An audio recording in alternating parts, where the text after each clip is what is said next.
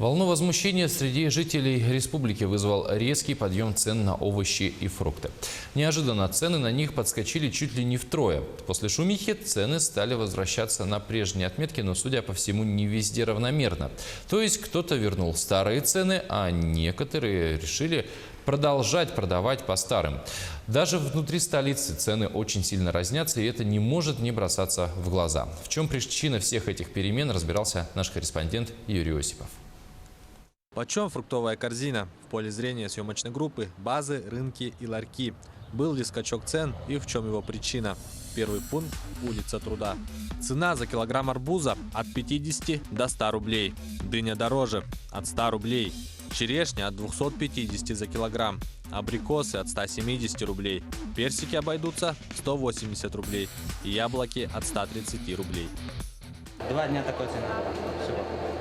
Ну, не у нас, да, некоторые склады это около по 90 рублей плов там. А сейчас уже цена это понижена. Крестьянский рынок. Средняя стоимость арбуза 75 рублей, дыни 100. Минимальная цена за черешню 250 рублей, абрикосов 170. Персики от 200 рублей и яблоки 125 рублей. Да, был. Сейчас дешевле все товары. Да, все нормально, арбуз дешевле, и дешевле, все товары дешевле. Оптовая база по улице Чернышевского. Килограмм арбуза от 85 до 100 рублей, дыни 150, черешня здесь стоит 350, яблоки по 150, абрикос 270 и персики в пределах 280 рублей. В киосках в центре Якутска арбуз можно купить как за 50 рублей, так и за 100. Дыня в городе стоит в среднем 170 рублей. Черешню можно купить от 300 рублей. Абрикосы и персики за 250.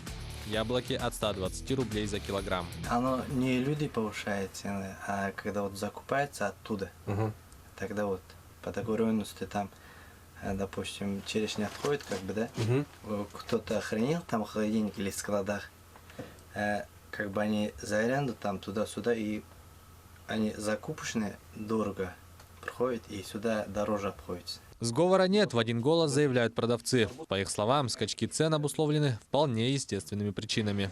В одних случаях это зависит от поставщиков, в других же, как, например, с черешней, завершение сезона.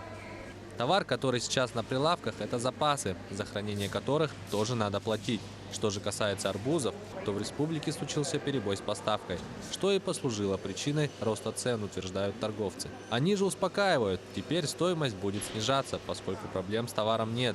Только простым покупателям от фруктовой экономики пришлось несладко. Возмущенные горожане даже предлагают бойкотировать продавцов арбузов и черешни. Юрий Осипов, Павел Пахомов, Георгий Григорьев, Якутск, Ленск.